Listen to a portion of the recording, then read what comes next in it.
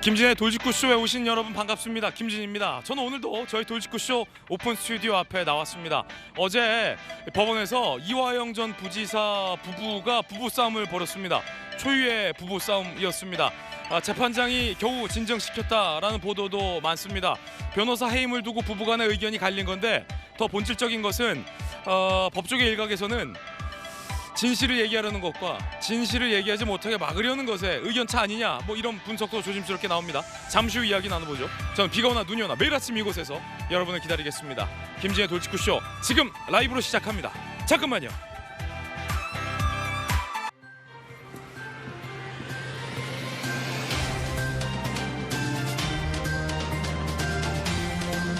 신문 읽어주는 남자입니다.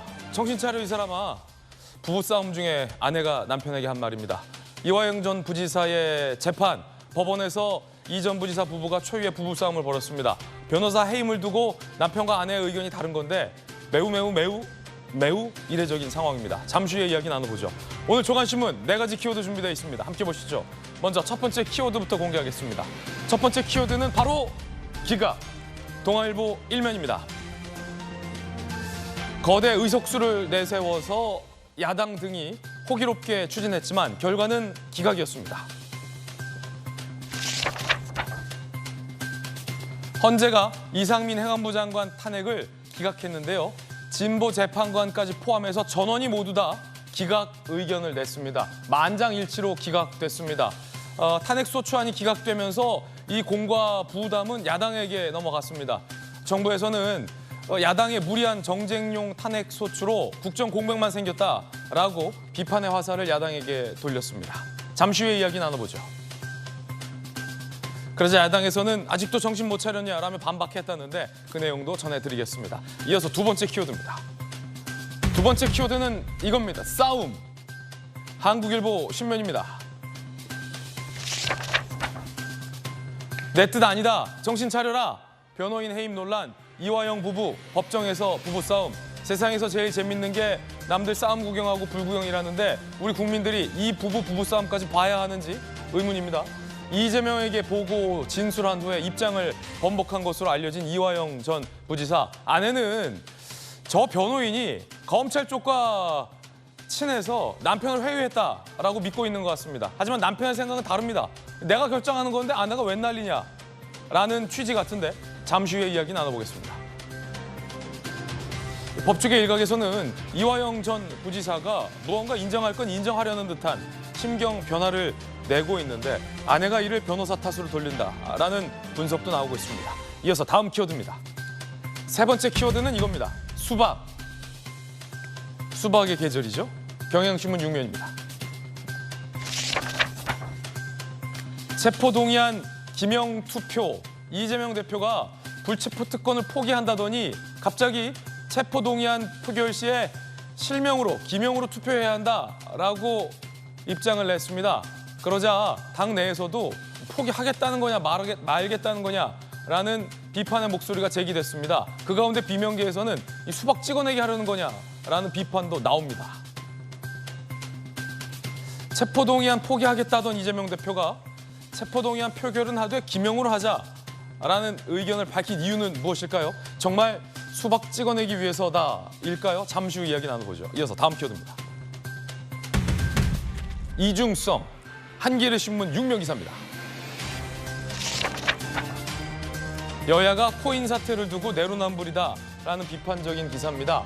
국힘 코인 거래 공개 자문위를 검찰 고발을 예고했죠. 민주당에서는 권영세 재소, 김홍걸 자체 조사 이중잣대다라고 한겨레신문 여야 모두 비판했습니다. 의혹이 제기되면 김남국 건은 김남국대로 처리하고 권영세 건은 권영세께로 진상을 규명하면 될 일인데 여기저기서 물을 타는 사람들이 많은 것 같습니다. 지금까지 신문 읽어준 남자였습니다.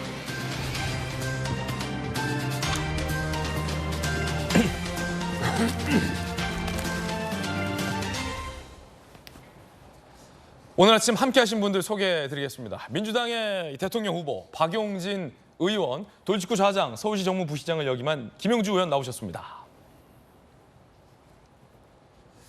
판사 출신의 국민의힘의 전주혜 원내대변인, 그리고 법전 들고 나온 정법전 정혁진 변호사 나오셨습니다. 어서 오세요. 고맙습니다. 이 부부는 법원에서 왜 싸운 걸까요?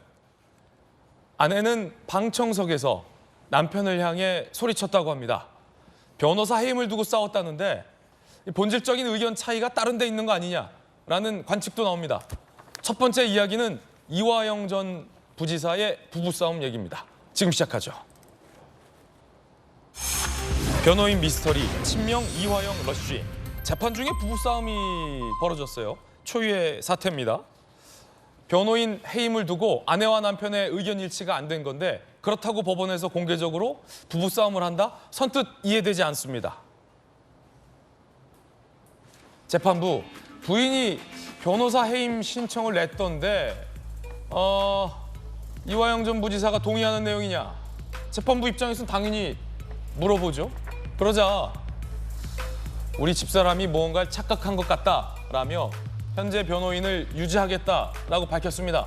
재판부는 황당하죠, 이렇게 되면. 그때 방청석에 앉아있던 이화영 전 부지사의 부인이 이렇게 얘기합니다. 그렇게 이야기하면 안 되지. 저 사람 검찰 회유당하는지 모르고 답답하다. 정신 차리라. 라고 남편을 나무랍니다.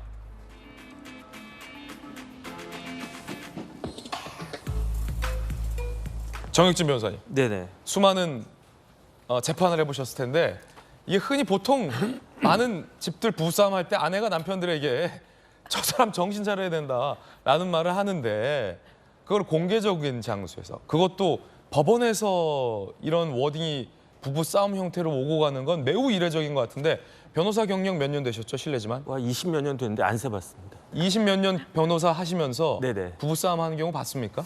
저는 뭐 집에서도 부부싸움 안 하기 때문에 법정에서 하는 건 본 적이 없고요. 아, 집에서도 부부싸움을 안 하시는군요. 네, 일방적으로 당하고 있기 때문에 뭐 싸움이 성립이 안 되고 상대가 안 되죠. 그 다음에 그 집사람하고 싸우는 거는요 집에서 하는 거예요. 판사님 앞에서 싸우면 안 돼요. 예. 그럼 저희 판사님이 굉장히 기분 나빠하세요.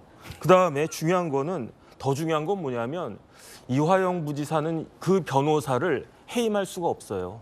왜냐하면 지금 이화영 부지사가 선임한 변호인이 5군데인데 로펌이 3군데, 개인 변호사가 2군데거든요. 그 중에 하나가 이제 현근택 변호사라고 제가 말씀드렸고, 그런데 실질적으로 그 재판에 나와서 변론을 하는 변호사는 그 변호사님밖에 없어요. 네. 제가 쭉 봤더니 이제 요즘은 쭉 찾아보면은 어떤 변호사가 출석하고 어떤 변호사가 출석하지 않았는지가 다 확인이 된단 말이에요. 그런데 현근택 변호사는 최근에 출석한 적도 없어요. 그 서 변호사님만 나와가지고 열심히 변론을 하는데 형사 재판은 기록이 굉장히 많습니다. 그래서 만약에 이 서 변호사를 해임하고 새로운 변호사를 선임하면 그 변호사가 처음부터 다 기록을 봐야 되는데 그거는 이화영 부지사 입장에서는 정말로 황당한 입장이고 그 변론권 자체가 아주 심각하게 훼손될 수 있기 때문에 아무리 와이프가 그 변호사를 해임하려고 해도 그건 안 된다. 일단 내가 살고 봐야 된다. 예.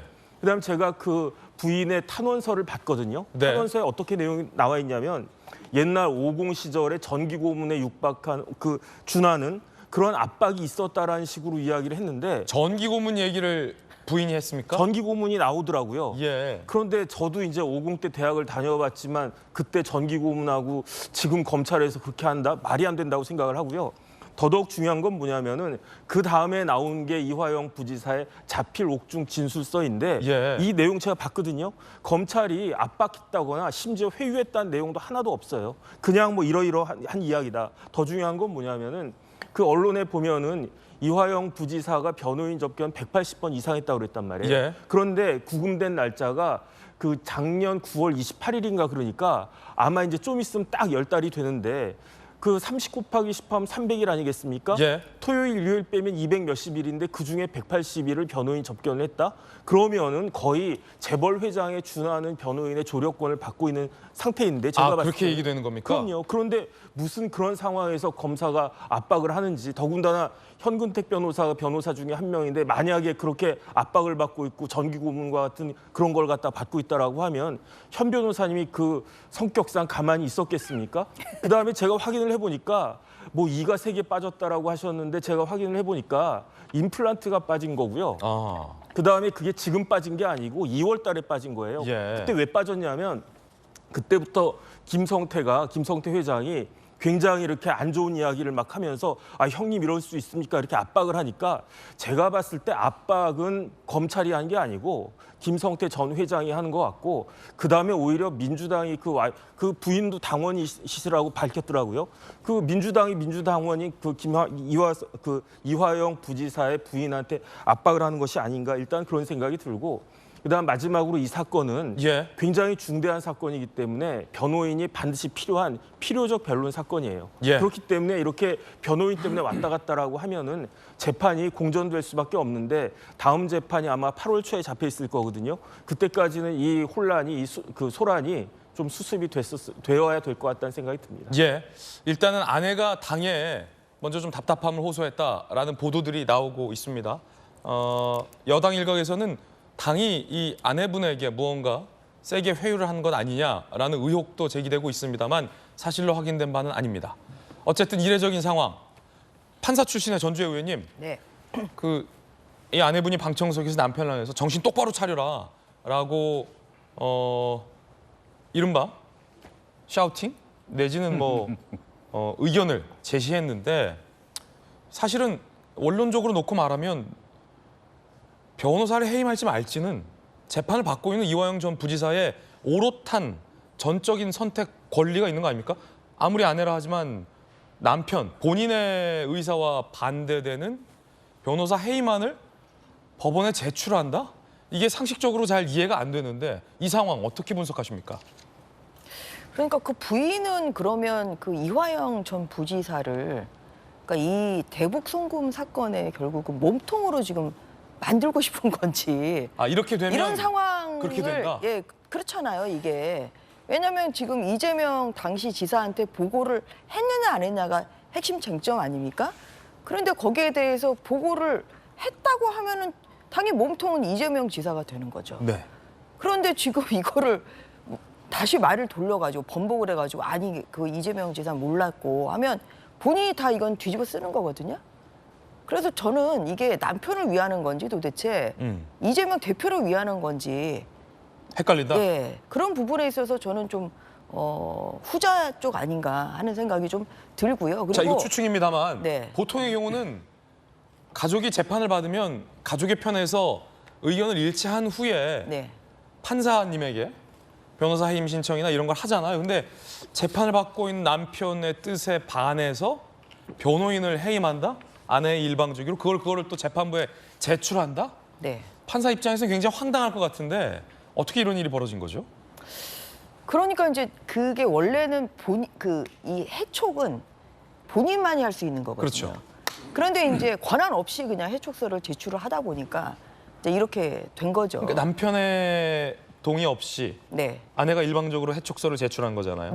그래서 그건 아내는 법적인 효력이 없죠. 이 변호사는 검찰에게 회유당한 변호사다라는 문제 제기를 한 상황인데 이 전 부지사는 전혀 동의하지 않는 거고. 그래서 변호인이 어제 안 나왔지 않습니까? 이런 상황이라서 어제 안 나와서 건강상의 이유로. 그래서 또 어제 증인 신문이 예정돼 있었지만 재판이 진행이 안 되고 그냥 공전이 돼버렸죠. 그래서 재판부 입장에서도 그래서 그걸 빨리 정해야 되지 않겠나 이렇게 얘기를 한 것이고 지금 이렇게 자중질환의 지금 사태로 간다는 것은 그냥 봤을 때는 정말 오히려 검찰이 뭐 회유 협박을 할 수도 없는 상황이지만 민주당 쪽에서 정말 회유 협박을 하려는 그런 시도가 있는 거 아니냐 이런 의심이 많이 들어요. 그렇기 때문에 지금 저는 그리고 오늘 또 신문을 보면 민주당 의원들이 이화영 접견 신청 줄줄이 거절당해 지금 잠시 후에 저희가 또 이야기 나눠보겠습니다. 나오는데 이런 걸 보면 이게 이제 민주당 쪽에서 아주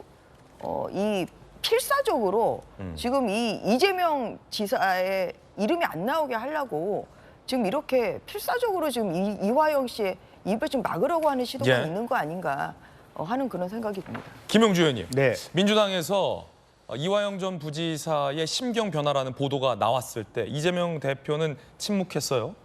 그러면서 이재명 대표와 가까운 누군가가 이화영 전 부지사를 접견했다라는 의혹을 여당에서 제기하기도 했었는데 그 이후에 이 전 부지사 아내의 탄원서를 민주당이 공개하면서 검찰이 조작했다라고 하고 그 이후에 이화영 전 부지사의 자필 입장이 나왔는데 되짚어 생각해보면 아내의 주장과 이화영 전 부지사의 자필 입장의 온도 차이도 상당했어요. 지금 보면. 그럼 결과적으로 지금 민주당의 주장은 이 전 부지사의 자필 입장문보다는 아내의 탄원서에 좀 더 많이 근거를 해서 이재명 대표도 검찰이 신작 소설 썼다라고 비판하고 있는 건데 아내의 이 주장은 그럼 신뢰할 만한 겁니까? 왜냐하면 같은 부부 사이 재판받고 있는 남편의 동의조차 못 받은 주장 아닙니까?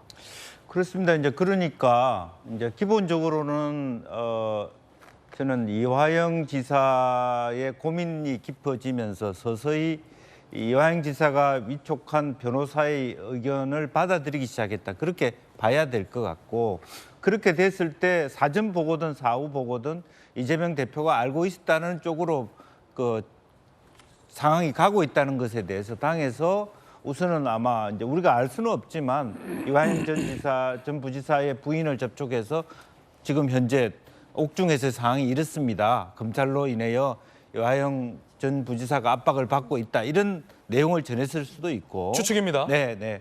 이제 그래서 종합적으로 이래서는 안 된다는 입장의 어떤 민주당 측의 회유에 공감해서 그런 탄원서가 나왔다는 것이고. 만에 하나 그렇다 손 치더라도 보통의 부부들은 김영주 의원님 만약에 누군가가 뭐 민주당이라고 단정할 수 없겠습니다만 아니면 아내가 그렇게 생각할 수도 있잖아요. 저 사람이 오래 구속되다 보니까 검찰의 강압 수사에 흔들리고 있다. 그래서는 안 된다라는 게 오롯이 아내의 그 굳은 의지일 수도 있습니다. 네. 그렇다고 하더라도 남편과 상의를 해서 하나의 목소리를 통상 내지 않습니까? 왜냐하면 이 세상에 부부 말고 누굴 믿습니까? 그런데 정작 부부지간에 지금 일치가 안 된다? 네. 사실 그게 이제 안타까운데 두 가지로 보여져요. 하나는 이 사람이 이화영 지사가 결과적으로는 이재명 대표를 그 해치는 그런 액션을 했을 때 만에 하나 이재명 대표가 다음 대선에서 이기면 어떻게 하지?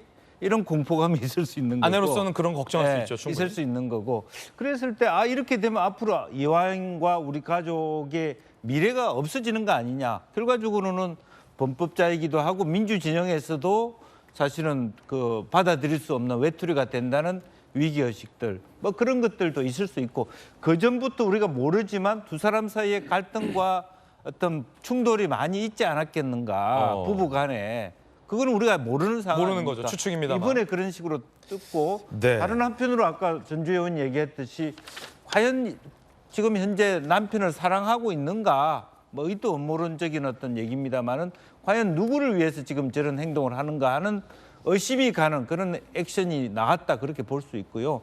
이런 와중에 우리가 오늘도 논의하겠습니다만은 굉장히 많은 민주당 측 인사들이 특별 접근이나 접견을 그 이화영 부지사한테 한다는 것 자체가 심적인 부담을 느끼게 하는 그런 대목이다 그렇게 봐야 되겠죠. 자, 결과적으로 변호사 해임 문제 그리고 이재명 대표에게 보고했다라는 진술 번복 등을 두고 아내가 낸 이 탄원서 내용에 이 전 부지사 남편이 정작 동의하지 못하게 된 셈이 돼버렸습니다.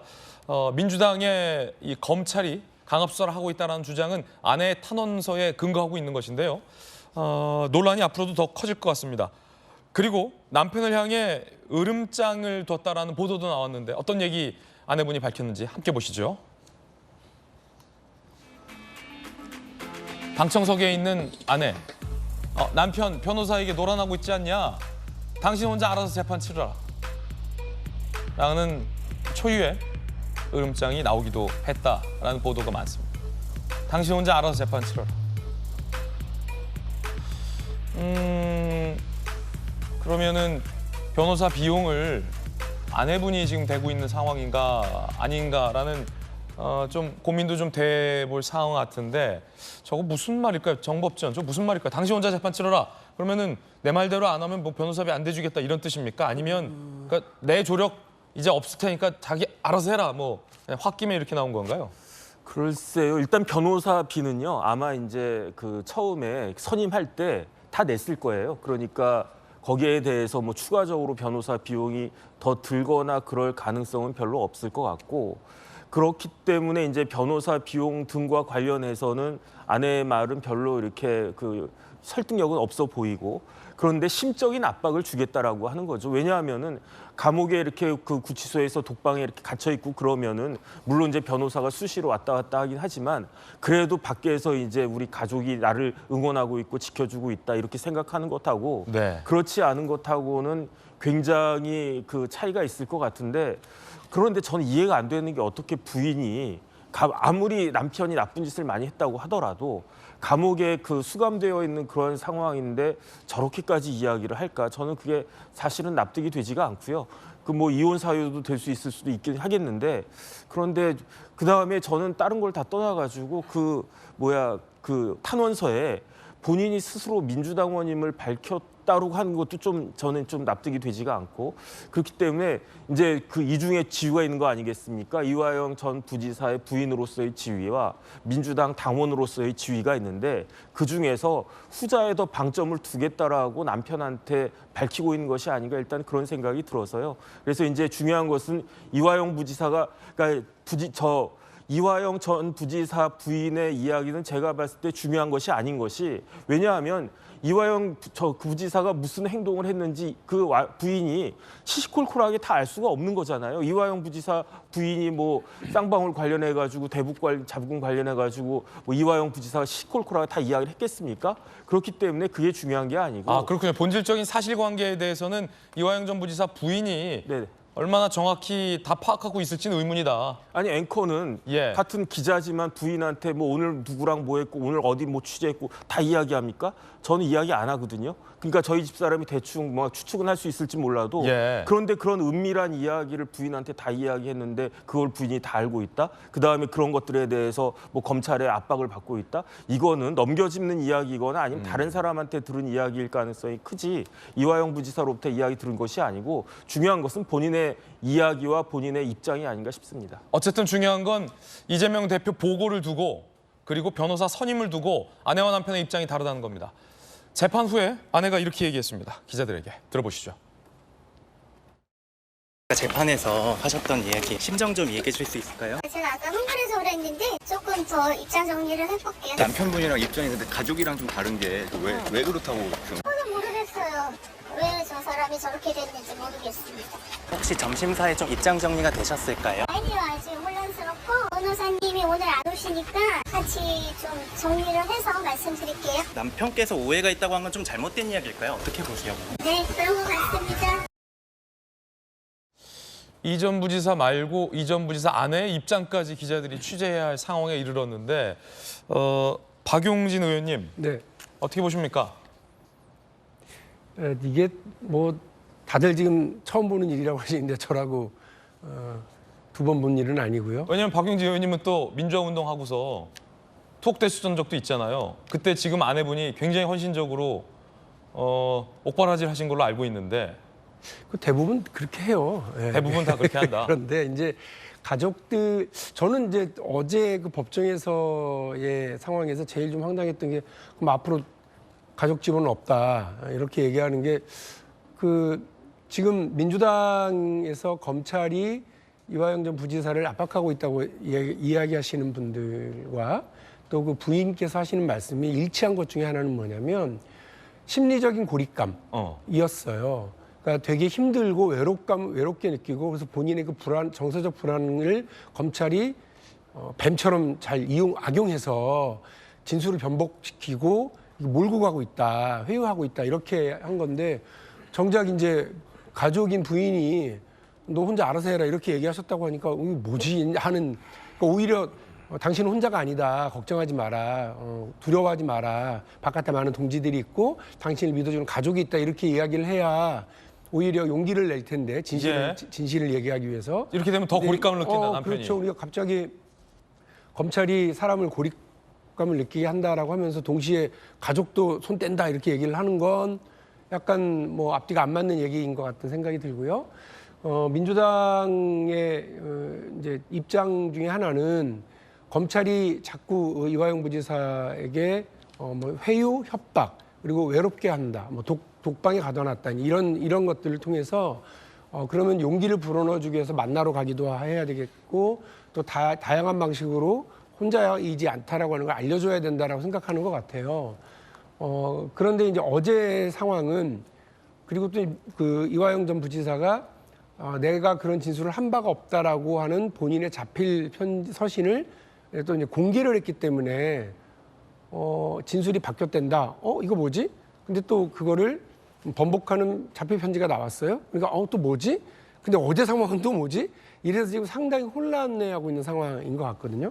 핵심은 검찰이 압박을 했다고 그러면 불법적 상황이 있었느냐, 그게 무엇이냐를 이화영 부지사와 그리고 가족 그리고 민주당에 관련돼서 이 문제를 문제 제기하고 있는 의원들께서 명확하게 하실 필요가 있겠다. 그렇죠. 특히나 그 재판이 진행 중인데 이미 기소돼서 재판이 진행 중인데 검찰이 자의적으로 그 피고인을 불러서 진술을 번복하게 압박을 가하는 거 완전히 불법 행위 아니에요? 그래서 이런 짓을 많이 했다고 그러면 그거를 분명히 밝혀서 검찰의 이 관련된 재판을 공정한 재판을 어지럽히는 행위에 대해서 분명히 해야 될 거다 이 말씀을 드리고요. 그리고 그 재판 전략과 관련해서 이견이 있을 수 있어요.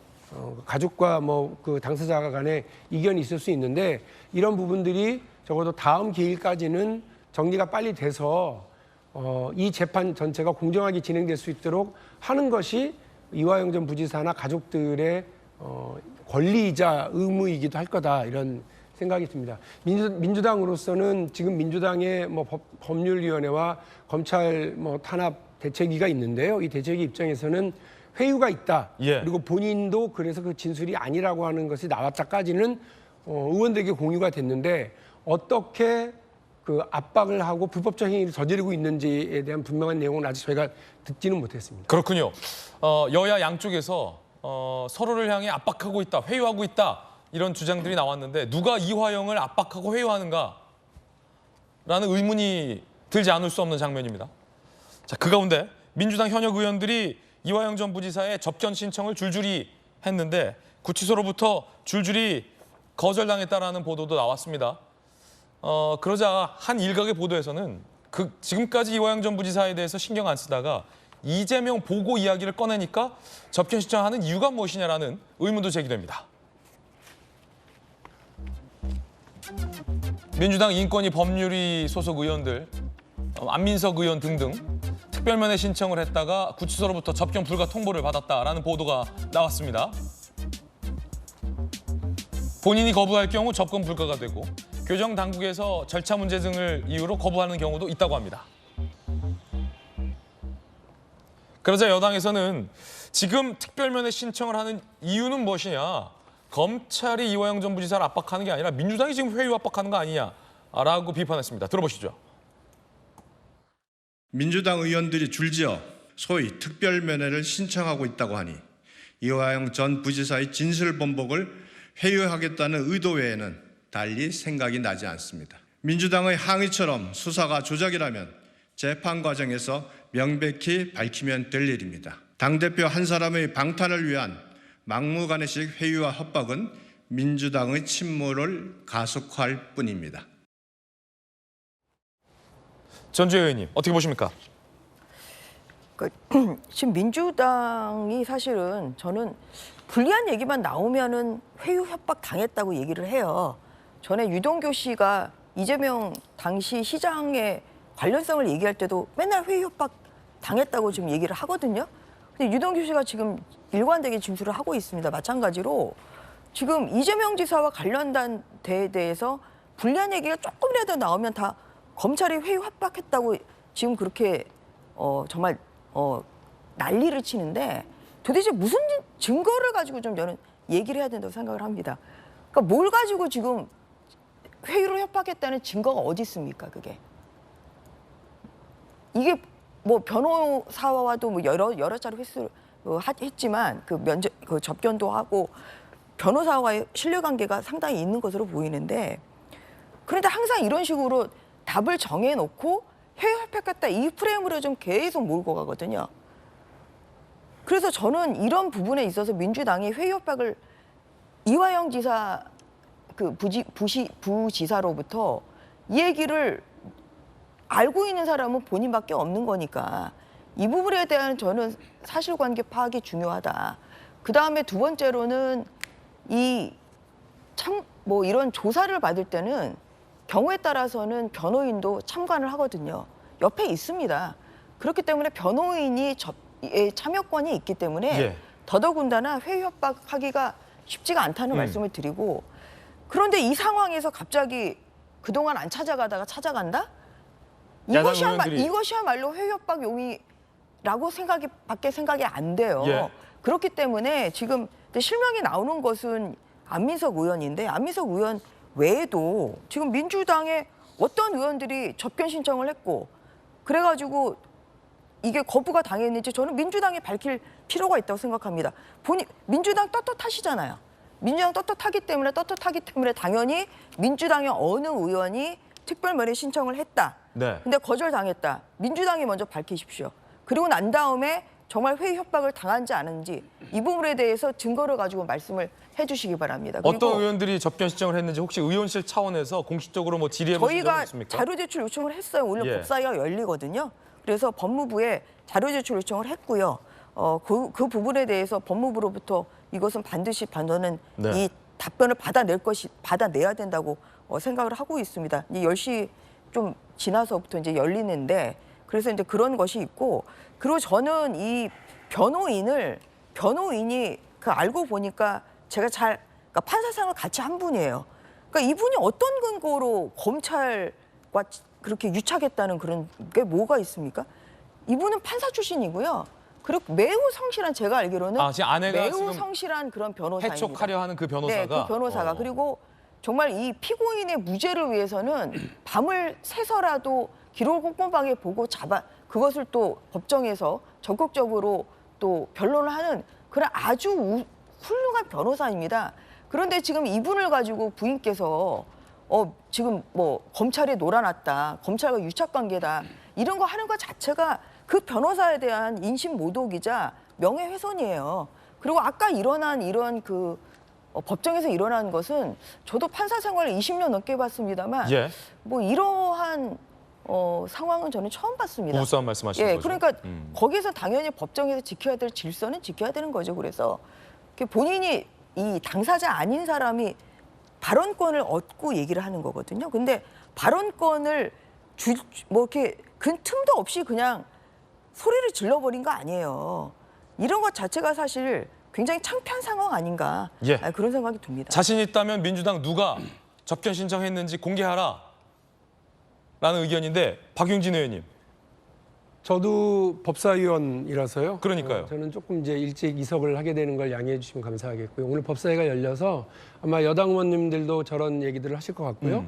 또 우리 민주당의 의원들 중에서 어제 수원지검에 이제 갔었던 박범계 의원님과 김승원 의원님이 계시니까 관련해서 어떤 내용들로 검찰이 불법적인 압박 행위를 하고 있는지 아마 밝히실 거라고 생각을 하고 있습니다. 그 특별면회 접견 신청과 관련해서요. 제가 최근에 뭐 동료 정치인 한 분이 아는 분이 지금 수감 중이라서 한번 신청을 해봤는데 신청하고 한 3개월 정도 걸리더라고요. 그러니까 예전에는요. 그러니까 흔히 말하는 특별면회라고 그래가지고요. 이제 국회의원이라든지 뭐 고위 공직자 이런 분들은 좀 쉽게 했었습니다. 네. 쉽게 했었는데 그것도 이제 특권이다 이렇게 해서 지금은 이런 특별면회를 심사하는 심사위원회가 따로 있고요. 그 법무부에 이 허가가 있고 규정당국의 허가가 있어야만 이제 되는 거라서요. 저게 지금 본인이 뭐 신청을 거부했는지 아니면 이런 절차 과정에서 본인들이 요청한 날짜에 되지 예. 않았던 건지 요거는 좀 뒤에 지금 확인을- 보도에 따르면 주철현 의원 이야기 나오고 네. 김승원 의원, 민영배 의원 얘기 나오네요. 네네네. 그러니까 그런 분들이 사실은 아마 당직과 관련해서 신청했을 가능성이 있습니다. 그러니까 원래 친한 분들은 아닌 것 같아요. 박범계 의원조차도 19대, 20대, 21대 국회의원이었고요. 이화영 의원은 17대 국회의원이니까 만일에 지금 친한 분이 이 중에 있다고 그러면 우리 김영주 의원님이 그렇죠. 같이 동료 국회의원으로 17대 때 국회의원을 하셨으니까 그렇죠. 친한 분이고요. 주철현 의원님이라든지 김승원 의원, 민영배 의원 정도는 아닙니다. 이분들은 그 친분에 의한 것이 아니라 그 당직을 맡고 있기 때문에 이러한 그 문제와 상황과 관련해서 인권 차원에서 혹시 접견을 신청하고 상황을 파악하려고 했었을 수는 있겠다는 생각이 듭니다. 아까 저도 말씀을 드렸습니다. 그 민주당에서 어떤 부분이 그 불법적이고 심리적인 고립감을 자극하고 또 회유 협박을 했었는지를 밝히는 건 민주당 쪽에 역할이 있다고 생각을 하고요. 다만 저는 이거를 이제 일종의 그 재판 전략이라고 생각을 합니다. 재판 전략은 변호사와 피고인이 다를 수 있고요. 가족이 또 다를 수 있고요. 주변의 지인들도 다를 수 있다고 생각합니다. 변호사가 성실하고 안 하고의 문제를 떠나서요.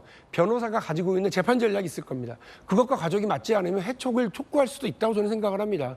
우리 이제 전주혜 의원님께서는 내가 잘 아는 사람이다, 괜찮은 사람이라 얘기하시지만 당사자와 가족들이 볼 때는 그 괜찮음이 다른 괜찮음일 수도 있기 때문에 당사자는 동의하지 않고 있으니까. 그 부분과 관련해서 이거를 뭐 이렇게 그분이 훌륭하다 아니다를 가지고서 얘기할 문제는 아니란 말씀을 드리고요. 가족이라고 하더라도 어쨌든 그 본인이 지금 구속수감 중에 있기 때문에 자유롭게 만날 수는 없어요. 그리고 면회 시간도 7분으로 정해져 있는 걸로 제가 기억을 하는데 그렇게 되면 그 시간 안에 정말 많은 얘기를 해야 되고 재판 전략을 논의할 수는 없고 이렇게 되니까 아주 짧은 기간에 최근에 변화된 어떤 진술 변경 이런 것을 둘러싸고 어떤 일이 벌어졌는지는 뭐 오늘 뭐 법사위에서 그게 다 얘기되겠습니까? 이후에 본인의 입으로 본인의 또 자필로 혹은 변호인을 통해서 관련된 진실들이 진실이 좀 드러나지 않을까 기대하고 있습니다. 예, 오늘 법사위가 잠시 후에 한 30분 뒤부터 이제 본격적으로 시작될 예정이기 때문에 법사위원 두 분이 오늘 또 돌직구쇼에 전주혜 의원하고 박용진 의원님이기 때문에 또 질의 순서가 박 의원님이 앞선 순서이기 때문에 박 의원님 지금 국회로 좀 이석을 해야 될 상황이라 먼저 국회로 좀 보내드리겠습니다. 법사위에서 이화영 전 부지사 부부의 부부싸움과 또 민주당이 주장하는 검찰의 회유와 관련된 내용이 있으면 또 출석하셔서 출석이 아니라 출연하셔서 이야기 말씀해 주시기 부탁드립니다. 특별 접견 형식이 좀 달라진 이거는 이걸 복기를 해보면 그 민주당의 이제 친명계 좌장인 정성호 의원이 그 올 1월에 그 김용 그 부원장하고 또 정진상 실장을 특별 면회를 했는데 그 과정에서 나온 말에 이러다가 이재명이 또 대통령 되지 않겠냐 이런 게 이제 언론에 나왔어요. 그래서 그게 도대체 그러면 이재명 그러니까 그 대표의 지금 좌장격인 이 분이 이 정진상 씨와 지금 김용 부원장을 만나서 입막음 하려고 하는 거 아니냐 이런 굉장히 사실은 오해를 살 만한 행동을 했거든요. 그래서 그 이후에 그리고 이제 본인도 만났다고 얘기를 시인을 했죠. 그래서 그 이후에 지금 특별 면회 방식이 좀 바꾸겠다고 그렇게 한동훈 법무부 장관이 법사에 나와서 얘기를 한 게 있습니다. 그래서 이제 전 같으면은 뭐 정치인이라 그러면 언제든지 됐는데 이런 방식이 좀 바뀌었을 수도 있을 것 같습니다. 그런가 하면 이재명 대표의 지지자들이 이화영 전 부지사에게 영치금 보내기 운동을 벌이고 있다는 보도도 나왔는데요. 논란입니다. 이화영에게 편지와 영치금 보내자 이재명 대표 지지자들 손편지로 응원하자 수영번호, 계좌번호 등을 홍보하고 공유하고 있다고 합니다. 그런데 법조계 일각에서는 비판적으로 봅니다. 핵심 증인에 대한 회유 압박 시도일 수 있다. 재판 독립에도 반하는 행동이다라는 지적이 나옵니다. 검찰 간부 출신의 변호사입니다. 힘내라 이화영이라는데 이화영 입장에서는 이게 좀 부담스러울 수 있고 이게 회유 압박으로도 비칠 수 있고 재판 독립에도 반한다라는 지적이 나오는데 정법전 어떻게 보세요? 이게 제가 봤을 때 특별 접견하고 같은 맥락이라고 보여요. 왜냐하면 특별 접견 왜 하겠습니까? 거기에 대해서 이화영 부지사가 왜 부담을 느끼겠습니까? 답정이 뻔하잖아요. 이거는 선명 후사라고 하는 거예요. 그러니까 먼저 이재명 대표를 생각하고 네가 뭐 나중에 형량이 어떻게 나오든 그건 나중에 생각을 해라.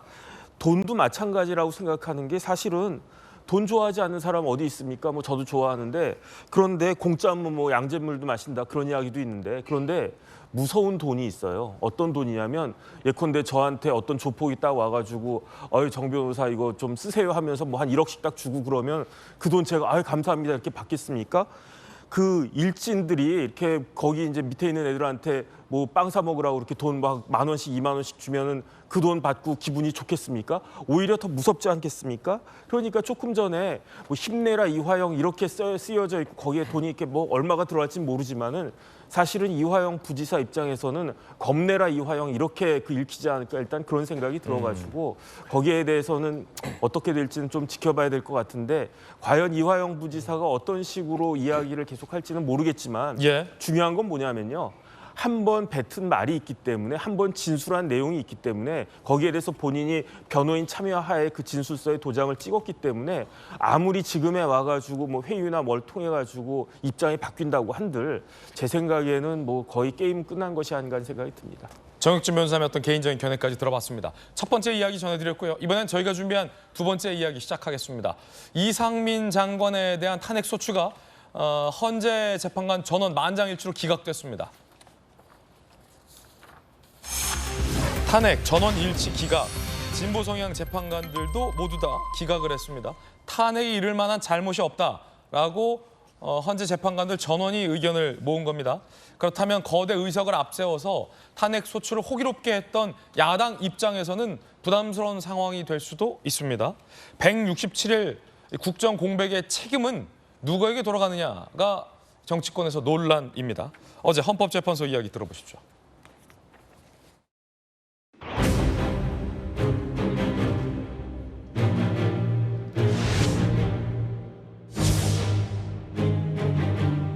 피청구인이 이 사건 참사 발생 전에 미리 재난관리주관기관을 지정하지 않았다고 하여 위법하다고 볼 수는 없습니다. 피청구인이 헌법상 국가의 기본권 보호 의무를 위반하였다고 볼 수 없습니다.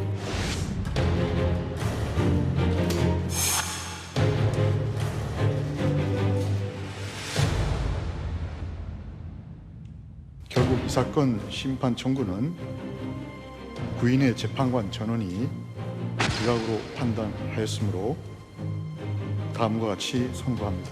주문, 이 사건 심판 청구를 기각한다.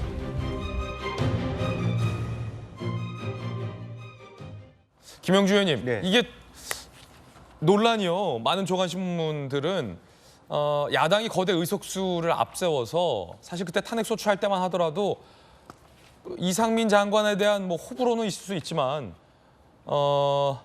새로운 정권의 중요 부처 장관, 국무위원의 기능을 정지시킬 만한 사안이냐와 관련해서 굉장히 많은 논란이 있었잖아요. 네. 그럼에도 불구하고 야당이 의석수를 앞세워서 탄핵을 소추했지만 지금 스코어가 9대 0이에요. 네.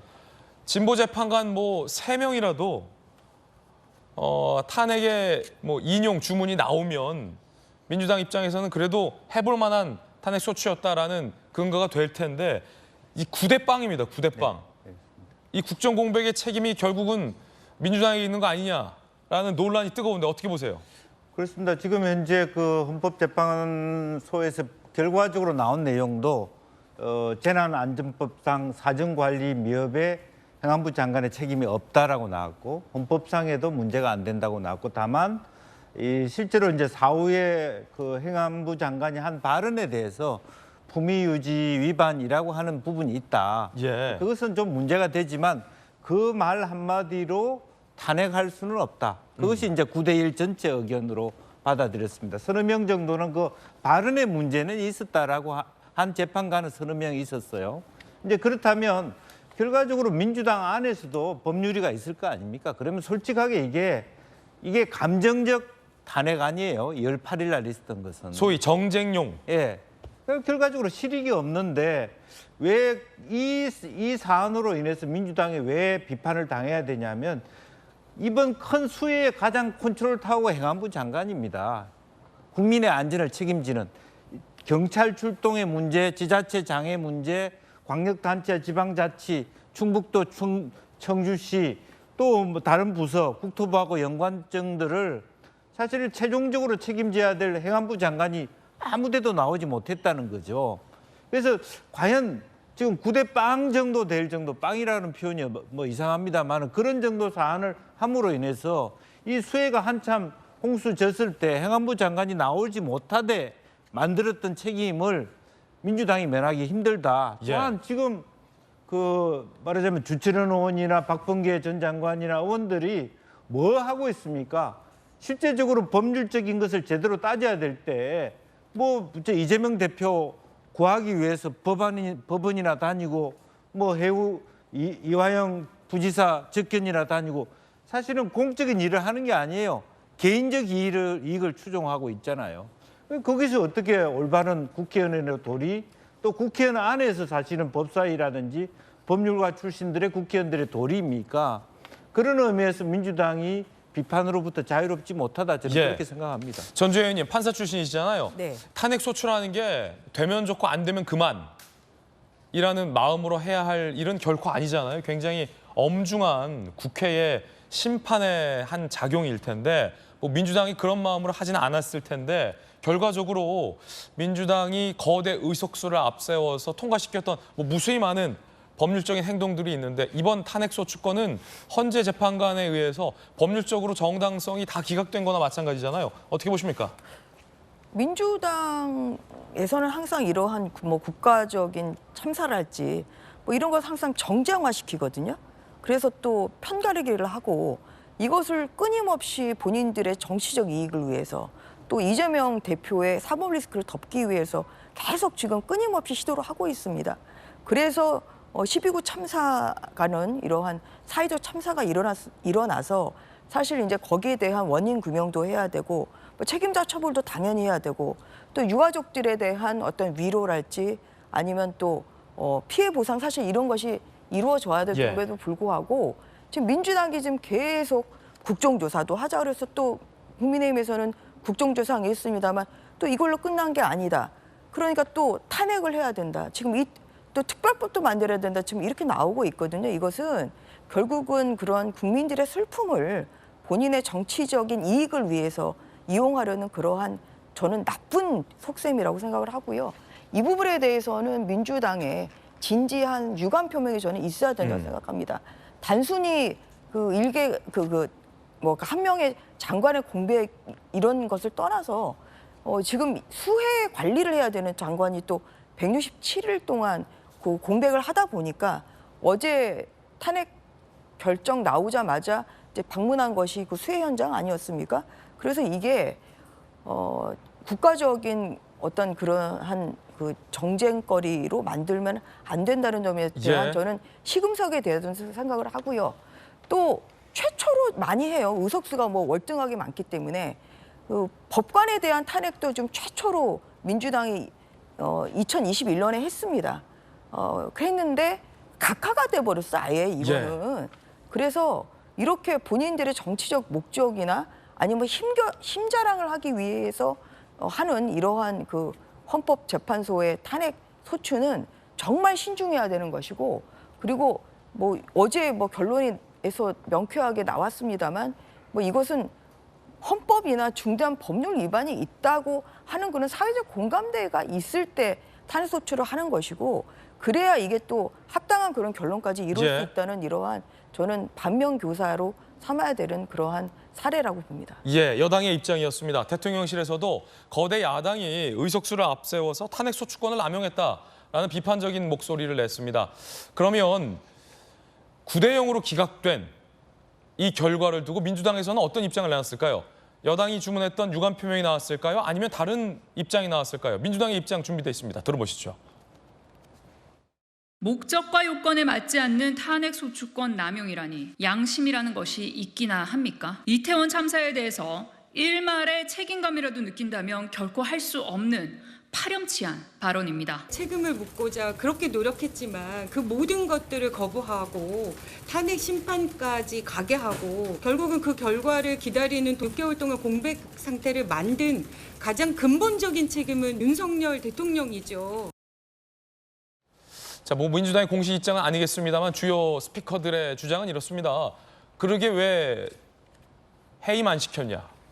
라고 화살을 오히려 대통령에게 돌리는데 글쎄 민주당에서는 잠시만요. 이런 주장할 수 있을 것도 같기도 한데 이 탄핵 소추라는 신중해야 할 것을 결과적으로 이 법률적으로 사안이 안 되는 것을 무리하게 몰고 간 것에 대한 자성이나 유감 표명은 아직까지는 없는 것 같은데 그 부분에 대해서는 서재영 부대변인 오늘 나오셨는데 어떻게 보십니까? 네, 저희가 그 12구 사태가 이제 1년 되지 않습니까? 그 지난해에서도 이런 예측을 다 했었고요. 저희도 뭐 정쟁을 참사 뭐 이렇게 이용하면 안 된다. 참사를 정쟁에. 그리고 또 이제 탄핵이란 거는 굉장히 엄격하기 때문에 신중해야 된다. 이건 상식적인 겁니다. 그러나 비상식적 여당과 대통령실의 행보 때문에 이 상식이 엎어진 겁니다. 그에 대해서 정치적 후폭풍은 저도 방송에서 언급했지만 감안해야 된다. 왜? 12구 사태가 났을 때 그때 되돌아가면 정부와 이상민 장관 컨트롤 타워라고 했지 않습니까? 사고 수습에 매진하자, 정쟁 이용하지 말자. 야당도 동의하고 기다렸습니다. 한 달, 두 달 지났는데 갑자기 법적 책임은 아니다라고 이야기하면서 이상민 장관은 사고 수습 후에 책임지겠다는 말씀을 하지 않습니다. 그리고 해임 건의안을 대통령께 건의합니다. 그러면 대통령은 좀 고민을 하셔야죠. 대통령은 국민의 한 명이 아닙니다. 159명이 돌아가셨습니다. 걷다가 행사 때. 그런데 이상민 장관은 국민의 생명과 안전을 책임지는 이상민 장관은 국정조사 때 어떤 이야기 했냐면 헬로윈 참사가 있는지도 몰랐다라고 이야기하고요. 이 행사는 정부가 주관한 것이 아니다. 그리고 85분 늦었지만 골든타임이 지나서 내가 그 시간 85분 동안 놀았겠냐. 그리고 계속 부적절한 태도, 폼나게 사퇴해야 된다. 그런 말씀을 하니까 야당 입장에서는 이런 탄핵에 대한 어떤 신중론도 있지만 이것은 어쩔 수 없는 사항이다. 그리고 국민에 대해서 준엄한 심판, 뭐 지지율 폭락 받으면 받아야 된다. 왜? 이런 부분은 다시는 일어나서는 안 될 거지만 책임을 지셔야 되잖아요. 그러면 다시 한번 여당과 그 대통령실을 묻고 싶습니다. 그러면 그때 이태원 참사의 원인은 무엇이며 책임자는 누구입니까? 그에 대한 대답을 하지 않는 것이거든요. 저는 이 부분에 대해서 법 적용도 사실 시대 정신을 적용하고 반영해야 된다고 생각하거든요. 계속 우리가 이야기했던 그 김남국 의원의 코인 사태도 사실은 법적으로 들어가면 어떻게 제명할 수 있습니까? 그러나 국회의원이기 때문에 무한 책임을 지는 것입니다. 행안부 장관도 책임은 없죠, 당연히 법적으로. 그러나 국민의 생명과 안전 컨트롤 타워지 않습니까? 그러니까 도의적 책임을 지는 게 상식적인데 이런 상식을 지키지 않았기 때문에 저희들도 어쩔 수 없이 탄핵에 대해서 했고 이 후폭풍이라고 해야 되나? 그는 국민들이 판단하면 받아야죠. 예. 아니 그 어쩔 수 없다는 것은 저는 너무 무책임하신 것 같아요. 왜냐하면 지금 얘기하는 거 법적 책임 별로 없다는 거 알면서도 했다는 얘기잖아요. 제가 국정조사 참여를 했는데 거기서 정말 줄기차게 얘기했던 게 결국 탄핵 사유가 됐어요. 그러니까 왜 중대본 바로 설치하지 않았냐. 중대본이 지금 뭐가 중요합니까? 오히려 현장에 가서 현장 지휘라는 게 중요하죠. 그래서 그렇게 판단했기 때문에 현장에 가서 판단한 이 현장에서 이러한 인명 구호나 이런 것을 지휘한 것이다. 그렇게 얘기했는데도 민주당 의원들이 정말 귀에 못이 박히게 얘기했던 것이 중대본, 중수본 바로 하지 않았다. 이게 잘못한 거라는 얘기를 했고 그걸 탄핵 사유로 했는데 어떻게 됐습니까? 결정문에서 그거는 위반이 아니라고 판단을 했어요. 그러니까 또 위증도 마찬가지입니다. 위증도 지금 뭐 유가족의 명단을 서울시에서 한번 왜 그거 알렸는데 장관이 그것을 몰랐다고 한 것이 위증이라고 얘기를 하는데 장관에게 보고가 안 됐기 때문에 그 당시에 장관은 그 행안부에 보고가 안 됐다고 알고 잘못 대답을 한 거예요. 나중에 그것을 본인이 보고를 안 받았기 때문에 그렇게 한 것이라고 되잡았습니다. 근데 끝까지 결국은 국정조사 마지막 날에 위증으로 고발을 하자고 민주당에서 나왔어요. 그래서 결국은 국민의힘 의원들이 끝까지 국정조사 참여를 못하고 아쉽게 그 현장에서 국정조사 마지막 현장에서 나올 수밖에 없는 그런 상황을 민주당이 만들었습니다. 위증 어떻게 됐습니까? 위증은 이것은 정말 말도 안 되는 그런 주장을 하신 거예요. 그런 부분에 대해서 국정조사를 제대로 마무리 못한 부분에 대해서 당연히 그것을 민주당이 유감 표명을 해야지. 지금 그게 안 되니까 우리가 장관 해임하라고 하는데 안 되니까 좀 화가 나니까 지금 이것을 법적 책임이 없는 걸 대대로 알면서도 지금 했다는 얘기입니까? 정말 그건 무책임하고요. 사과하십시오. 예, 여야가 지금 들으셨던 것처럼 서로를 향해 공을 돌리고 있습니다. 거대 의석을 앞세워서 탄핵을 남발한 무책임한 야당의 결과다라는 비판. 야당에서는 이 대통령실에서 국민적인 공분이 있는데도 행안부 장관을 해임하지 않았기 때문에 이런 사태까지 이르렀다라는 대통령실에게 공을 돌리는 야당의 비판 충돌하고 있는데 국민 여러분들은 어떻게 생각하십니까? 정법전. 네네. 여야의 입장이 이 사태를 두고 충돌하고 있는데 대명제는 탄핵을 소추할 수 있는 탄핵 소추에 대한 권리는 국회에 있는 거는 맞습니다만 이 매번 탄핵을 이렇게 하게 되면 상당히 좀 국정 운영에 차질이 있는 것 또한 사실 아닙니까? 어떻게 보세요? 탄핵이라고 하는 거는요. 그 고위 공직자가 헌법과 법률에 위반했어야 돼요. 그래가지고 이번에 탄핵 사유 근거 규정이 뭐냐면 첫 번째 헌법 34조 6항입니다. 어떻게 되어 있냐면 국가는 재해를 예방하고 그 위험으로부터 국민을 보호하기 위해 노력해야 된다. 헌법 34조 6항에 이렇게 되어 있거든요. 예. 그다음에 재난 및 안전관리 기본법 6조에 어떻게 되어 있냐면은 이러한 그 업무를 총괄하는 사람은 행정안전부 장관이다. 그래서 이 규정이 있는데 이태원에서 그런 일들이 벌어졌기 때문에 행안부 장관이 탄핵돼야 된다. 이 논리예요. 그런데 제가 생각해 보기에 만약에 이런 정도 규정을 가지고 탄핵이 되어야 한다라고 하면 도대체 탄핵되지 않을 장관, 총리, 그다음에 대통령까지 탄핵되지 않을 사람이 누가 있는가? 뭔 일이 있으면 다 탄핵되는 거 아니겠습니까? 그런데 이걸 과연 민주당에서 몰랐을 것인가? 민주당에 쟁쟁한 법률가들 많잖아요. 판사 출신도 있고 검사장 출신도 있고 심지어 법무부 장관 출신도 있고 김현장 출신 변호사, 김현장 출신 그 의원님들도 여러 명이 있는데 이걸 몰랐을 리가 없잖아요. 그런데 왜 이런 그 탄핵 소추 같은 것들이 일어났는가? 제가 봤을 때 민주당은 지금 시스템이 작동하지가 않아요. 그렇기 때문에 전문가들의 말이 맥히지가 않는 거예요. 그러니까 법률가들이 이 정도 탄핵해봤자 헌재 가가지고 그 구대방으로 그 깨질 게 뻔합니다라고 내부적으로는 100번 이야기했을 거예요. 그런데도 그게 맥히지 않지 않았습니까?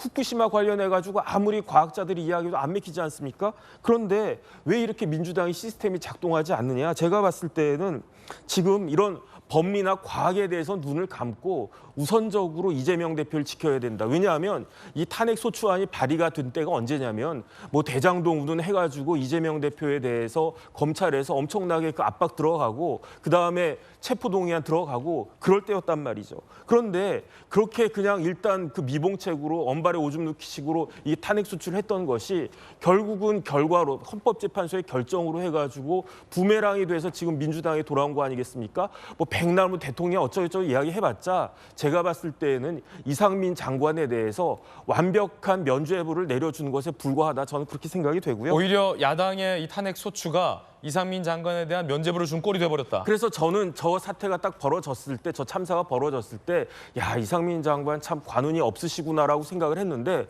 오히려 보니까 반대예요. 지금부터는 이상민 장관에 대해서 아무리 뭐라고 해도 거기에 대해서 헌법재판소에서 나 책임 없다라고 했는데 이 결정문 한 번만 딱 보여주면은 누가 이상민 장관 보고 행안부 장관 그만두라고 할 수 있겠습니까? 저는 그렇게 생각을 합니다. 이번 헌재의 탄핵 심판에서의 쟁점은 크게 3가지 쟁점이었습니다. 함께 보시죠.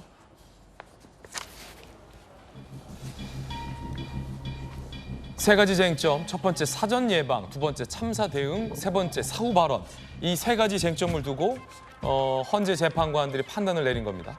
첫 번째 사전 예방과 관련하여 민주당에서는 행안부 장관이 사전 예방을 제때 하지 않은 책임이 있다라고 물은 셈인데 헌재 재판관 9명 전원은 재난안전법을 위반한 사실이 없다. 참사 대응과 관련해서 헌법이나 법률을 이상민 행안부 장관이 위반한 사실이 없다.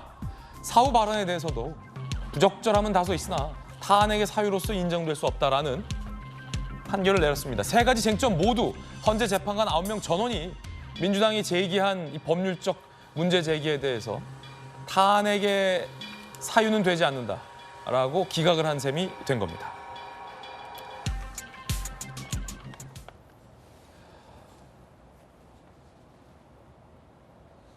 박광온 민주당 원내대표가 헌재의 결정은 존중한다라는 입장을 냈습니다. 하지만 탄핵되지 않았다고 책임 없는 것은 아니다라고 이상민 장관을 비판했습니다. 이에 대한 김기현 당대표, 국민의힘 당대표 입장은 또 무엇일지도 함께 들어보시죠.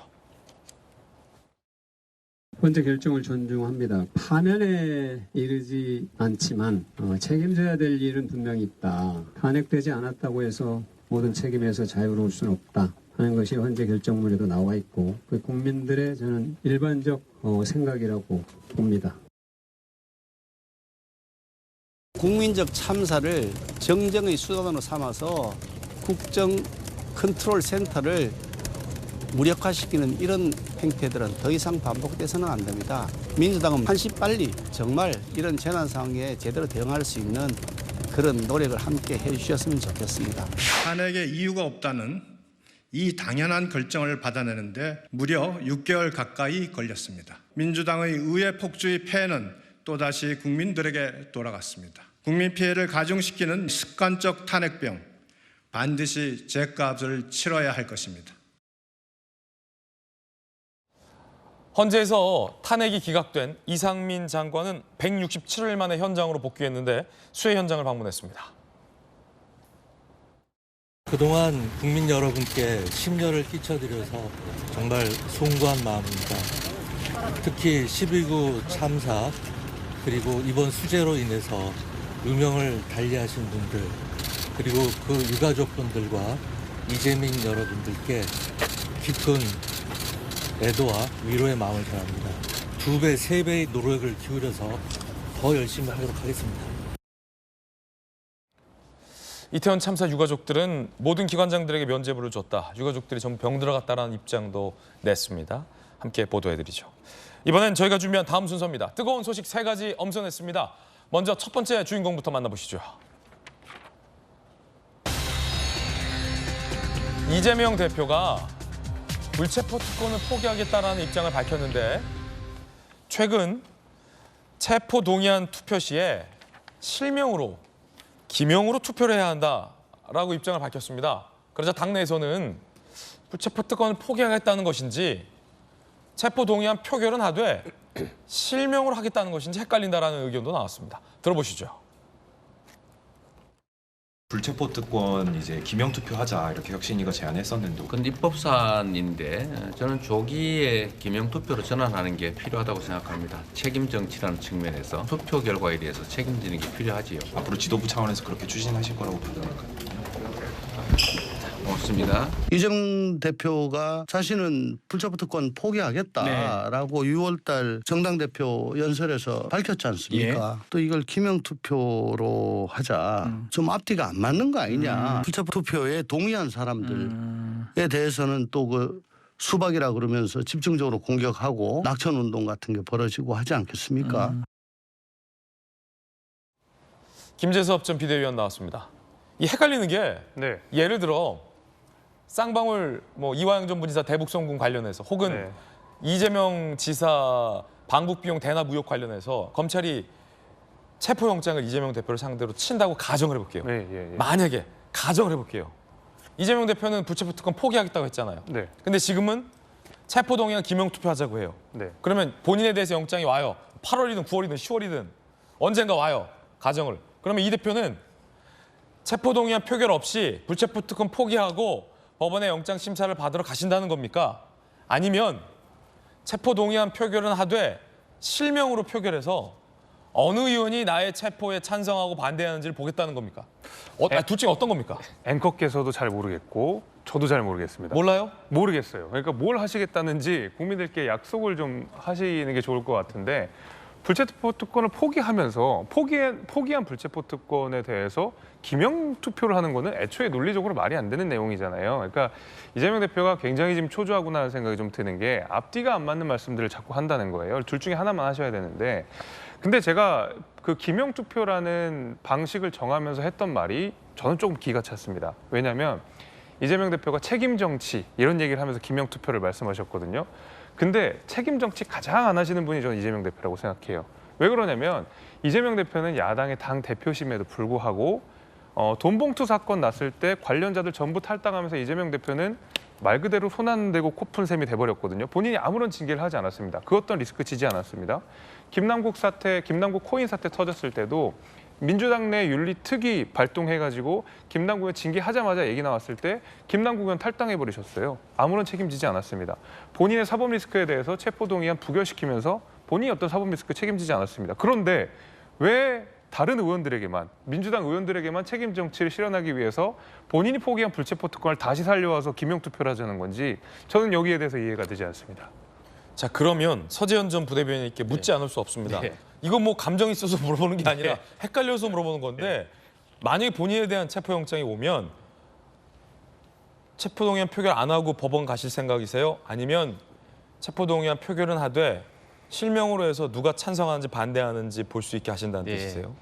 그냥 뭐 가정이시니까 이제 저도 이제 가정의 답변을 드리면 이재명 당대표 본인의 어떤 그런 것이 체포 동의안이 오겠다고 하면 가결해달라 얘기를 하고 이제 법원의 영장실질심사를 받겠다는 겁니다. 아 그러면 네. 본인 체포 동의안 표결 시 의원들에게 실명으로 해라 대신 나를 가결을 해달라. 근데 이제 본인은 아니고 왜냐하면 저 취지 자체는 사실 혁신위에서 어떤 책임의 의미에서 그렇죠. 기명하자. 사실 저희도 우리가 패널에서 기명, 그러니까 무기명할까 비밀 투표할까 이 논쟁이 좀 있었지 않습니까? 왜냐하면 뭐 앞에서는 찬성하면서 뒤에서는 또 반대를 할 수 있기 때문에 그러나 현실적으로 여러 가지 뭐 장단점이 있기 때문에 이게 헌법상 불체포특권 인사권에 관해서는 이제 무기명 비밀 투표가 맞다라는 것이거든요. 그러나 이재명 대표가 하신 말씀은 이제 그런 책임 정치에 대해서는 그러면 정말 그 이름을 당당히 밝히고 투표해야 되지, 이렇게 선택해야 되지 않냐 이런 취지인 것 같은데 저도 사실 이 부분은 좀 논의가 돼야 됩니다. 왜냐하면 사실 이게 자꾸 이재명 대표의 체포 동의안만 이야기하시는데요. 이재명 대표 말고 국민의힘 어느 누구 혹은 민주당이든 정의당이든 혹은 무소속 의원이든 체포 동의안이 왔을 때 사실은 국회의원이 양심과 소신으로 투표를 해야 되지 않습니까? 그러나 이거를 다 이름을 밝힌다면 예를 들어 국민의힘 입장에서는 이게 민주당 의원이지만 본인이 판단했을 때 즉 감옥에서 수사할 건 아니고 그냥 사회에서도 충분히 증거가 넘치기 때문에 가결하거나 반대할 수 있는데 이게 당론은 아니지만 애매할 수가 있거든요. 그래서 저는 개인적으로는 인사, 특히 불체포는 칭찬이 아니잖아요. 나쁜 선례나 어떤 처벌에 대해서인데 인지상정이 당연히 있습니다. 근데 그것을 오픈해서 기명으로 한다는 건 저는 개인적으로도 조금 안 좋다. 그래서 비밀투표가 저는 맞다고 생각합니다. 그러면 이재명 대표의 불체포 특권 포기 안 하겠다? 아니, 이재명 대표는 불체포 특권을 포기한다고 이야기했고 한 번에 알고 100번이라도 왔을 때 해서 그래서 우리 야당에서는 검찰이 이미 수사 증거가 차고 넘치니까 제일 좋은 것은 비회기 때 8월 15일 이전에 하게 되면 자연히 이런 논쟁거리가 없지 않습니까? 아니 근데 그것도 사실 논란이 있잖아요. 수사기관한테 국회 쉴 때 청구해라라고 영장 청구 시점을 어떻게 보면 피의자가 소속돼 있는 정당이 요구할 수는 없는 거예요, 사실은. 그러니까 그건 검찰이 알아서 할 일이고 체포, 불체포 특권을 포기할지 말지를 이재명 대표가 밝히신 건데 포기하겠다고 하시면서 사실은 지금까지 방탄이라는 논란이 됐던 체포 동의안 국면을 이끌어 가시면서 이제는 기명으로 하자라고 하시니 당내 비명계 의원들이 이게 오히려 본인 혹은 본인과 가까운 사람들에 대한 체포 동의안 표결 시에 찬성표를 던지는 사람들을 색출하려는 거 아니냐. 강성 지지자들이 비난할 건 불보듯 뻔한 상황이니까 이게 불체포 특권 포기와 과연 맥락이 맞느냐라는 당내 비판이 있어서 여쭤보는 거거든요. 네, 그냥 말씀드렸지만 어떻게 보면 뭐 비명이나 반명, 특히 이제 그런 부분에 억울해하시는 의원의 같은 경우는 그런 우려와 문제제기를 당연히 할 수 있습니다. 그러나 말씀드렸지만 이재명 대표의 취지 그 부분은 우리가 한번 걸러내보자. 나를 어떻게 보면 어떻게 배신하는 국회의원 우리 동지라고 하는데 그걸 실명을 한번 해서 해보자 이렇게 취지로 하진 않으셨겠죠? 그는 본인도 지금 무슨 말을 하는지 잘 모르는 것 같은데 이 대표가 아니 수재원 부대변인이 실제적으로 보면 어쨌든 불체포 특권에 대해서 벌이었으면 그걸 기명으로 하자 뭐 말 잘하는 말을 꺼내는 것 자체가 자기 말을 자기가 덮는 것이고 또 하나는 이번 이재명 대표가 그런 얘기를 꺼내는 순간 김원경 혁신위원장은 자기 말을 받아서 이행하는 사람에 불과하다는 게 증명된 거잖아요. 이게 김원경 그 혁신위원장이 먼저 그 말을 나는 그때부터 딱 했어요. 아니 불체포 특권을 없애자고 해도 혁신이 될지 안 될지 얘기하는데 그런 말을 꺼낸다는 게 저는 말이 안 되고 세 번째 비명, 반명이 이걸 부정적으로 생각하지 마세요. 차라리 일시적으로 국회법 고쳐서 그 기명으로 하고 친명 30명 빼고 270명이 가표 한번 던져보세요. 이재명 대표가 스스로 당 대표직을 사퇴할 수밖에 없는 그런 구도로 역용하면 민주당이 살 길이라고 봅니다. 그렇군요. 사실은 체포동의안, 불체포 특권을 포기하면 표결 없이 영장실질심사에 갈 수 있는 사례가 있는데 지금 기명을 한다라는 것이 상충돼서 민주당 당내에서도 논란이 나와서 패널들에게 지금 질문 드리고 있고요. 민주당 내의 이원우 의원도 이에 대해서 이런 입장을 냈습니다. 기명 투표와 관련해서 혁신과는 관련 없는 제안이다. 이름을 밝히라는 선동이다. 라고 그러니까 이 대표가 기명 투표하자 혁신이랑 같이 얘기하는 것을 민주당 내에서는 일종의 색안경을 끼고 보고 있다는 거죠. 저게 방탄 뒤에 더 이상 숨지 말자. 체포, 불체포 특권을 포기하자라는 취지로 대표가 말씀하셨다라고 지금 서지현 부대변인께서 말씀을 하신 건데 당 내에서는 그렇게 받아들이지 않고 있다는 거예요. 당내 비명계에서는 저게 책임 정치의 차원으로 받아들이지 않고 오히려 특권을 포기하는 듯 하면서 오히려 당내의 반동 세력을 색출하려는 시도 아니냐라고 의심을 하고 있다는 얘기로 비춰질 수 있습니다. 한동훈 법무부 장관이 조금 전 이재명 대표의 체포한 기명 투표에 대해서 입장을 냈는데 특권 포기하기 싫으면 싫다고 하라라는 비판을 했습니다. 가결이냐 부결이냐는 아주 단순한 얘기인데 말이 길어지고 있다 라고 비판을 했습니다. 정법전 어떻게 보세요? 법률적으로. 일단 저는 뭐 다른 거 안 보고요. 그냥 법만 봤어요. 국회법에 어떻게 되어 있냐면 112조에 투표 방법이 세 가지, 네 가지로 나와 있거든요. 기명, 호명, 무기명, 그다음에 이제 기립 투표까지. 그런데 그 국회법에 기명 투표는 이런 때 한다라고 규정이 되어 있어요. 언제냐면 헌법 개정안은 기명 투표하도록 되어 있어요. 무기명 투표는 이런 경우에 하라고 되어 있는 게 언제냐면 대통령으로부터 환부된 법률안 투표할 땐 무기명으로 한다. 또 하나가 뭐가 있냐면 인사에 관한 안건은 무기명으로 한다 되어 있어요. 그런데 인사라고 하는 건 뭐 되게 임명이나 그런 거 생각할 수 있지만 체포 동의안 관련해서도 이게 어떤 사람에 관련된 것이기 때문에 인사에 관한 안건 아닌가? 저는 그런 생각이 들고요. 그렇기 때문에 여태까지 체포 동의안 관련해서 기명 투표한 적 있습니까? 한 번도 없었잖아요. 그래서 아마 이렇게 생각을 했었던 것 같은데 이재명 대표가 갑자기 뜬금없이 이제 기명 투표를 하자라고 하니까 그렇다라고 하면 아예 법을 갖다가 바꾸든지. 왜냐하면 지금 뭐 다수당이니까.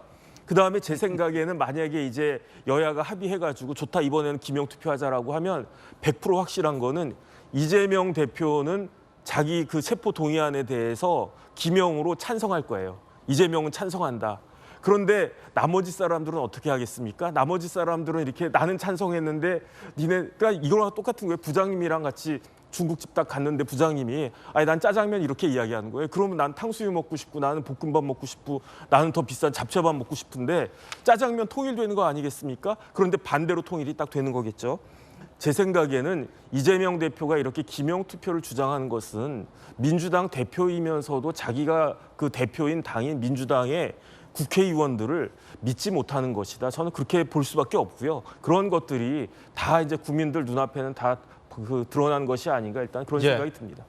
자, 당 지도부에서는 서지현 전 부대변인 말씀하셨듯이 체포 동의안 표결은 당연한 것이라고 이미 이 대표가 밝혔고 본인에 관련된 타 의원들에 관한 특히 민주당 의원들과 관련된 체포 동의안 표결 시에도 익명이라는 방탄 뒤에 숨지 말자라는 취지로 대표가 발언을 했다라는 입장도 밝히고 있다라는 건 함께 말씀드립니다. 그거 말씀하고 싶으셨던 거죠? 맞습니다. 예, 뜨거운 소식 함께하고 있습니다. 이번에 두 번째 소식입니다.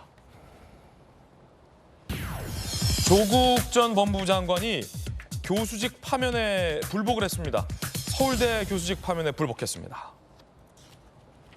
그제 파면 처분에 대한 소청 심사를 청구했습니다. 교원 소청 심사위원회가 있죠. 뭐 조 전 장관이 취할 수 있는 권리 중 하나겠죠. 서울대는 지난달 13일 조 전 장관 교수 신분 파면을 의결했습니다. 조 전 장관은 시민으로서의 기본 권리, 명예회복 위해 법적 구제 절차에 착수한 것이다 라고 밝혔습니다. 이게 뭐 법리적으로는 조 전 장관에게도 저런 권리가 있겠습니다만 그냥 한 분의 서울대 교수로 조 전 장관을 국민들이 바라보고 있지 아니하고 있기 때문에 여러 가지 정치적인 논란은 가능할 것 같습니다.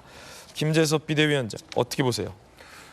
저도 이제 뭐 조국 교수한테 수업을 들었었던 입장에서 이 교수직을 파면한다라고 하는 것이 단순히 법률 위반으로만 파면을 한 것이 아니었어요. 서울대 징계위원회가 실제로 저희 그 학교 내에 있는 규정들을 보게 되니까 법률 위반으로만 파면하는 것이 아니라 교수로서 가져야 될 품위를 심각하게 손상한 경우에도 파면을 할 수 있게 되어 있습니다.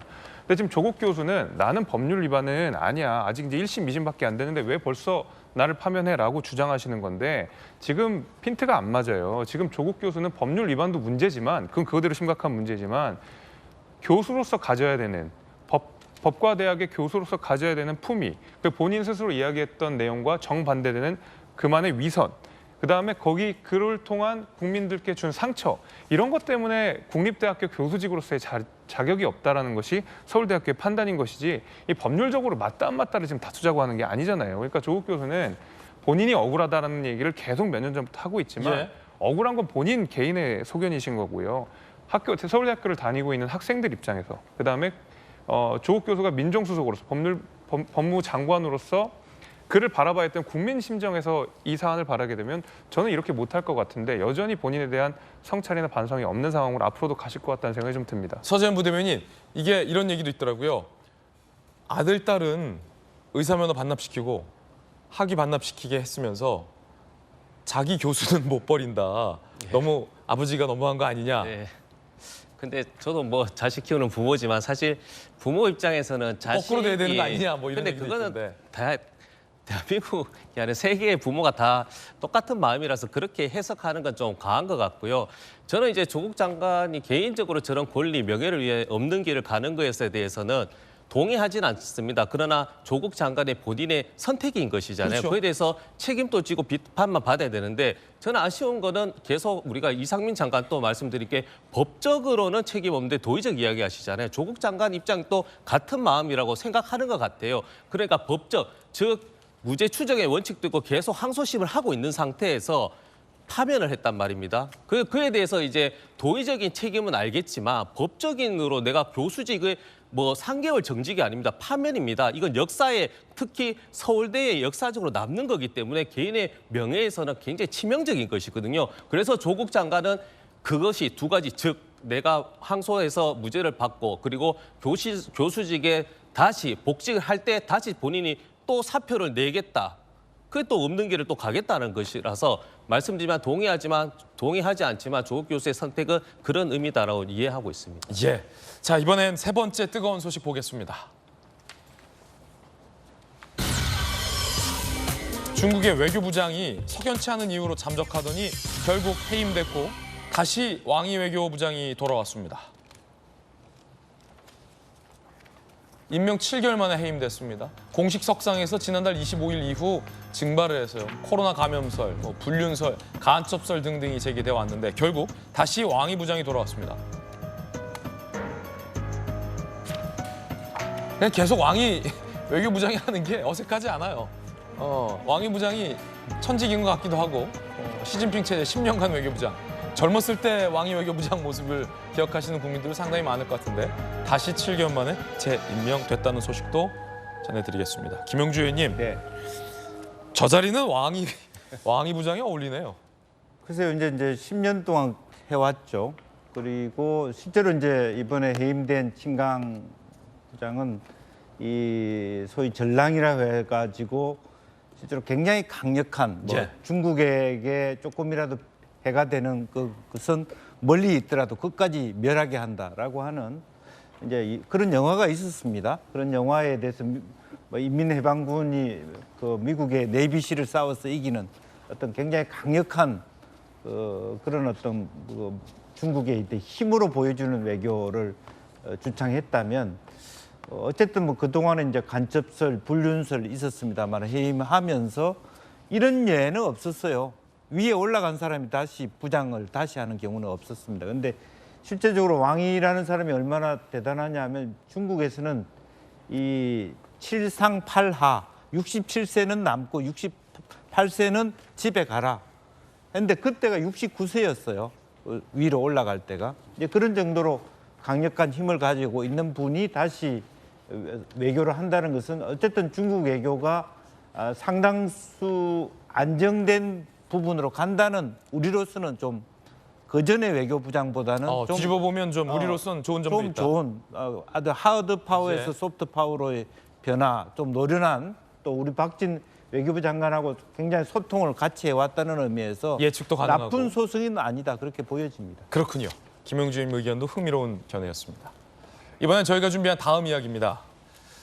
신림동에서 묻지마 살해를 저지른 용의자가 피의자가 최소 하루 전에 사전에 범행을 계획했고 PC를 날려버리는 등 증거 인멸의 모습도 확인이 됐다는 이야기가 나왔습니다. 그 이야기 지금 시작하겠습니다. 범행 전날의 행적이 의문스럽고요. 사이코패스 검사를 거부하고 있습니다. 자, 최소 하루 전에 범행을 계획했다는 부분 함께 보시죠. 범행 하루 전 휴대전화를 초기화하고 데스크톱 컴퓨터를 파손했어요. 조모 씨는 범행 계획했고 발각될까 두려웠다라고 얘기했습니다. 그러면서 사이코패스 검사는 또 거부했어요. 오늘 감정이 복잡하다라며 거부 의사를 밝혔습니다. 그 가운데 지난 21일 신림역에서 체포 당시 경찰이 현장에서 존댓말로 대응한 것을 두고 논란이 일고 있습니다. 사람을 죽였는데 더 강력하게 공권력이 왜 대응하지 못했냐라는 논란인데 영상 보시죠.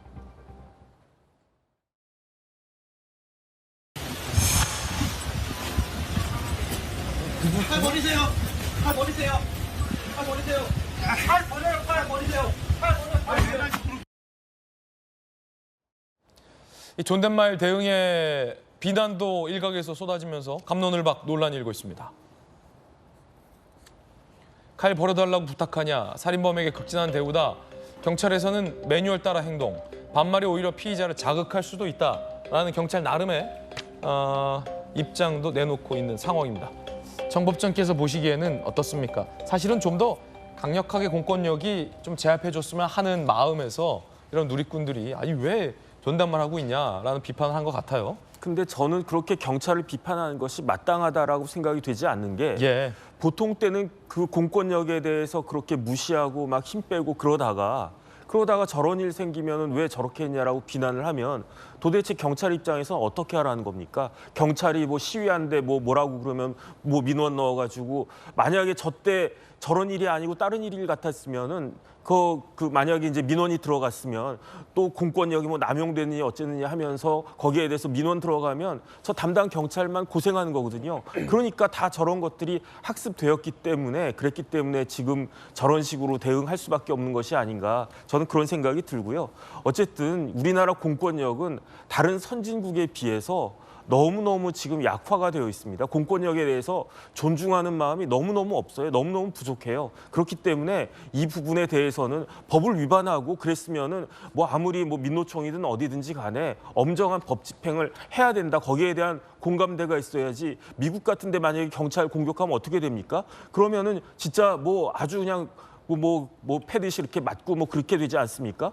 그러니까 제가 봤을 때는 비난할 때는 비난하더라도 공권력에 대해서는 반드시 존중되는 그런 문화가 필요하다라고 저는 생각합니다. 예, 뭐 사안의 본질은 경찰이 존댓말을 했냐 반말을 했냐라는 것은 아닌 것 같아요. 제가 보기에도 적절히 현장에서 범인을 제압하고 적절한 대응을 했느냐의 여부로 봐야지 뭐 반말하면서 적절히 대응 안 했다고 논란이 수그러들 것 같지는 않습니다. 본질적인 건 다른 부분에 있다. 라는 생각도 드는데 자 김영주 의원님 하루 전에 휴대전화를 PC를 인멸했다?